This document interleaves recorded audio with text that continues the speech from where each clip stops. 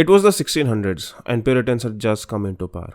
Their new ruler, Oliver Cromwell, had banned football as it was deemed disorderly. Unsurprisingly, the people came out on the streets to protest and stormed into Mayor's house. And hundreds of years later, they were out on the streets again, this time in Manchester against the Glazers. Even warning them, life is not going to be at all easy for the Americans. From the period of 2003 to 2005, Americans had acquired almost 75% of the club. But this came at a price. United risked selling club's asset if it defaulted on loans. As the people learned about the perils it presented, they didn't have to look far for what might become of them if they were not careful. If there was ever a club in the English game that had served as a cautionary tale for the soaring heights and the unfathomable lows, it would be Leeds. Leeds United were champions before the start of the Premier League era, but when King Cantona moved to Manchester United the following season, he kick-started a revolution at Old Trafford. Leeds struggled after his departure, and after some erratic finishes, the board was looking for a rebuild. George Graham was appointed as the new manager, after serving a ban for accepting a bribe. A perfect marriage it seemed. Graham looking to invigorate his managing career, and Leeds United were trying to shun their dirty, cheating northern bastard image. George Graham guided them out of the relegation zone and into the UEFA Cup spots. But then, he soon left for Tottenham. Leeds decided to stick with his assistant David O'Leary as the caretaker manager. In 1997, Leeds had appointed Peter Ridsdale, a young and energetic businessman and a lifetime Leeds fan, as the chairman with aspiration to grow Leeds brand, which historically had earned a bad name owing to Don Revie's dirty Leeds. It was the perfect time for someone like Ridsdale, as football was becoming more businesslike and demanded businessmen to run it. The decision to stick with O'Leary was starting to pay off as he blooded gifted youngsters into the team, with Woodgate, Alan Smith, Boyer and co., their swashbuckling style enchanted spectators. In 1999, Leeds were the UEFA Cup semi-finalist and finished third in the league the following year, securing a Champions League place. Suddenly, this club from Yorkshire had become this media darling, playing fancy football who everybody liked.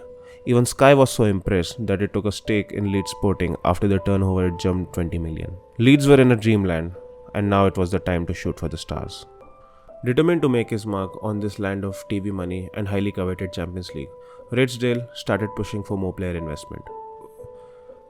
Leeds were prospering under O'Leary, but needed significant additions to go the distance.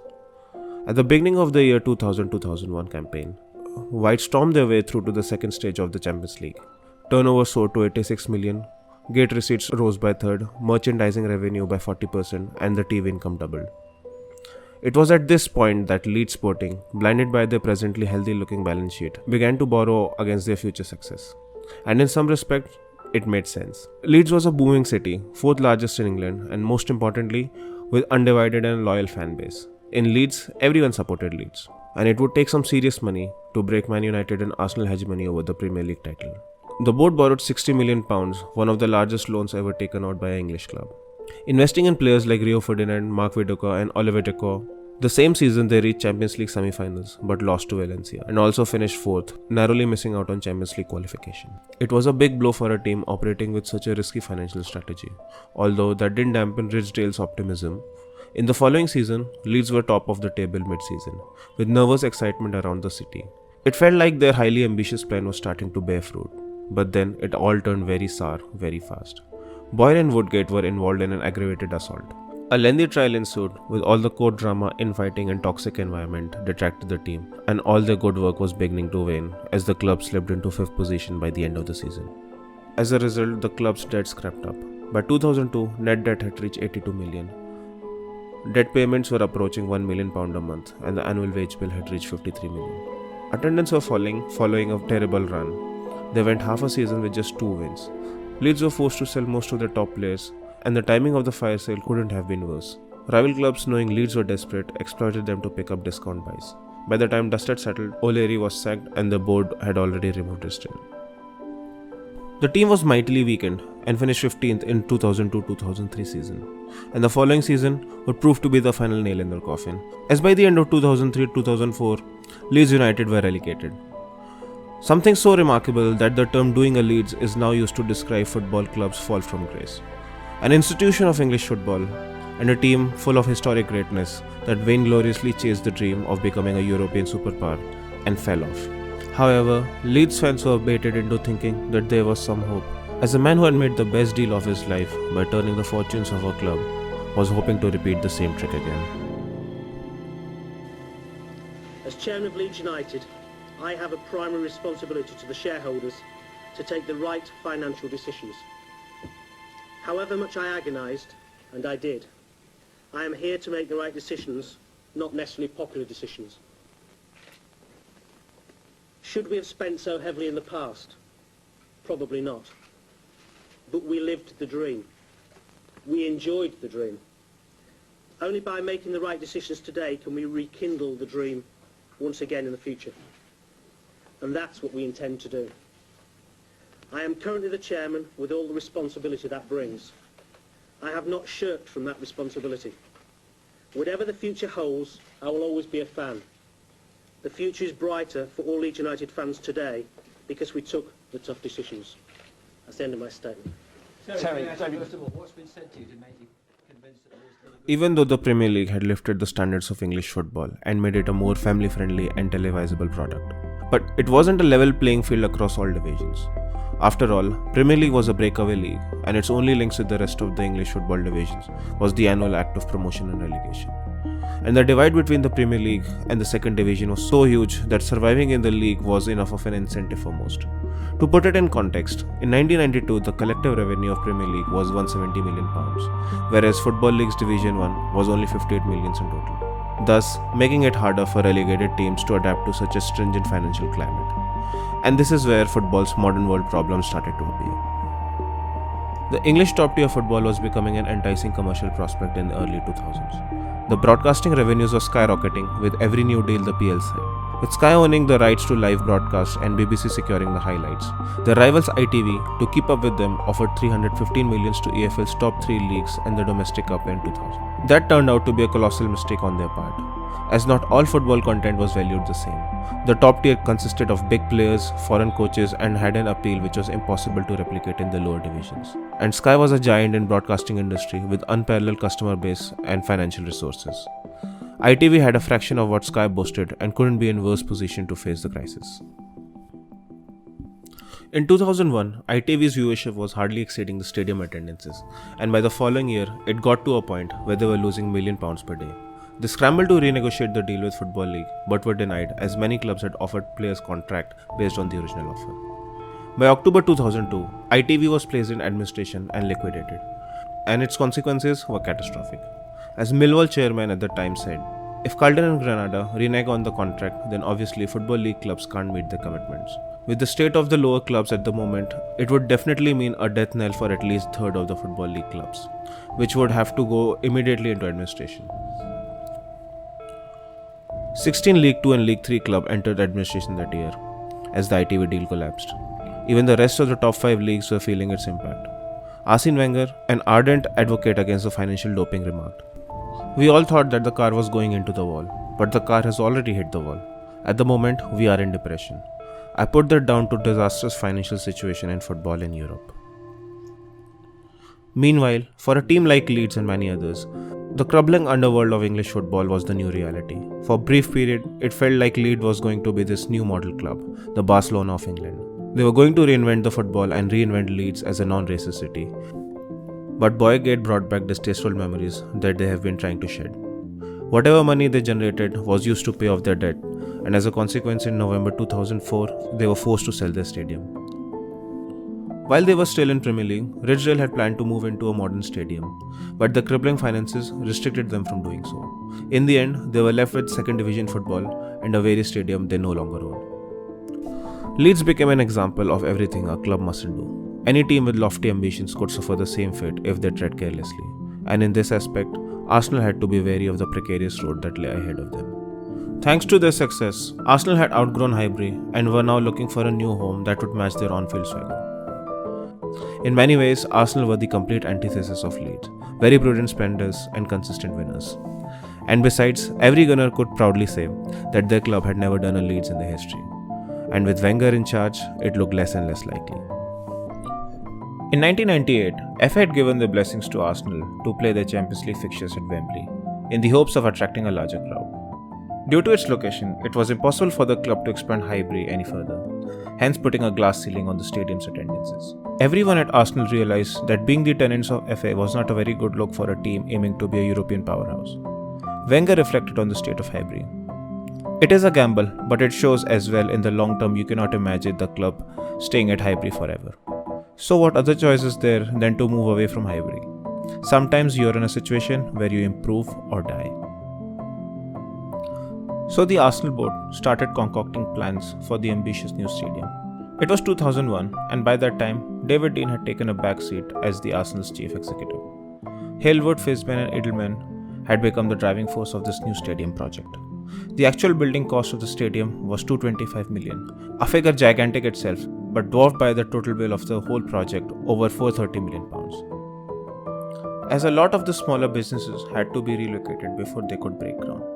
But that wasn't their only problem. To finance a project of this size, Arsenal needed to secure loans, and the banks weren't very keen. Many banks wouldn't look into funding because Leeds had just got into a financial trouble. The banking market wasn't very excited at the prospect of us building a new stadium, Edelman said. Well, banks did agree on the loans, but at a cost of a very curious deal. Terms of the deal were simple. They needed to keep Wenger for 5 more years at Arsenal. When we built the stadium, the banks demanded that I sign for 5 years. The banks wanted the technical consistency to guarantee that they have a chance to pay them back. Arsenal board were under enormous pressure. The gamble we are taking is that Arsene continues to work his miracle that he has worked for the past 7 years or so, Arsenal chairman Peter Hillwood said at the time. Will he stay at the club? I sincerely hope so. Arsenal's promised land was now suddenly dependent on one man's ability to deliver every time. Failure to do so would spell disaster. A gamble not too dissimilar from Leeds. Was Arsenal going to be Leeds? Was Arsenal doing a Leeds? Willingly putting the club under enormous debt? Was it even worth it? After all, everyone had seen debt is the road to ruin.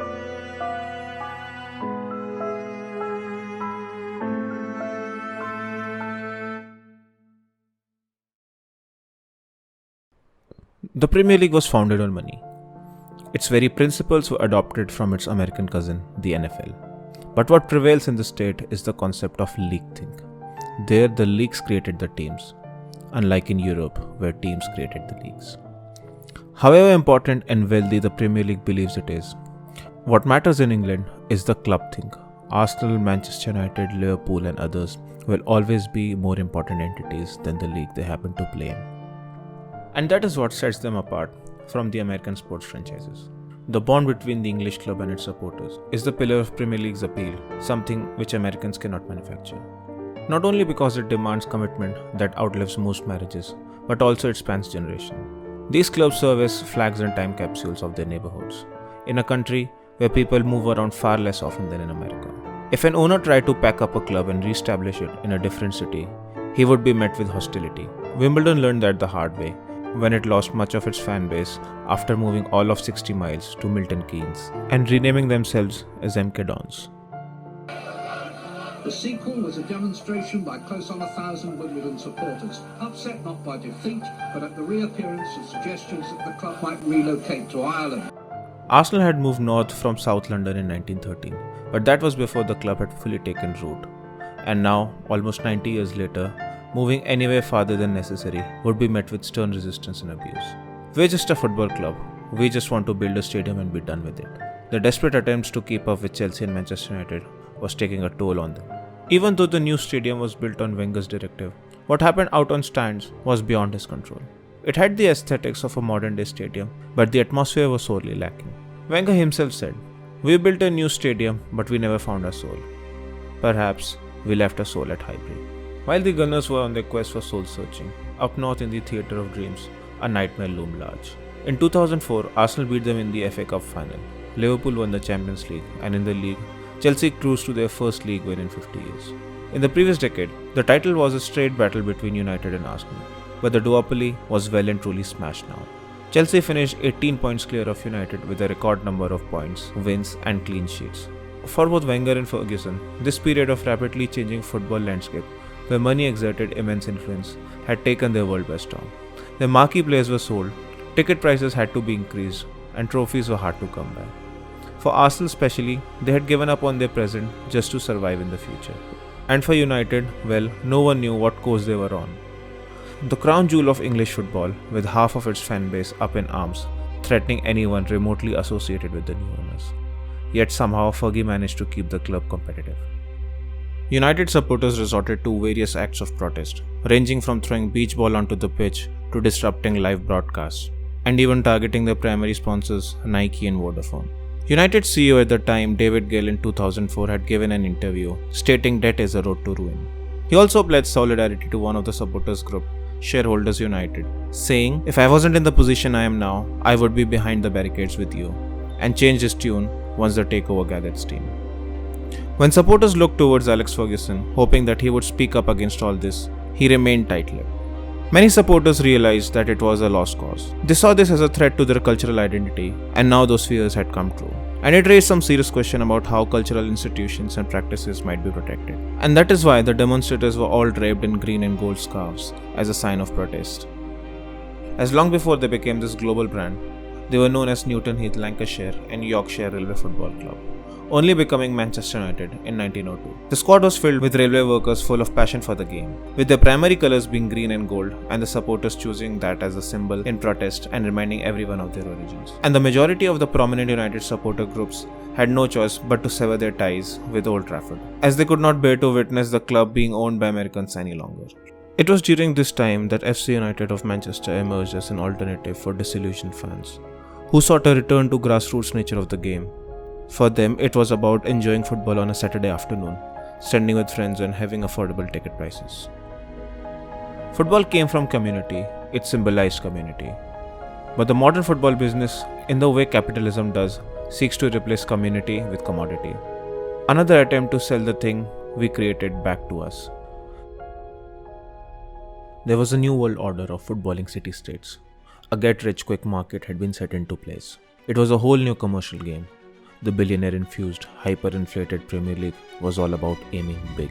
It had become big business on an unimaginable scale, a home to some of the biggest audience, biggest earners, and biggest egos. So much so that player wages were almost up by 800% a decade after its inception.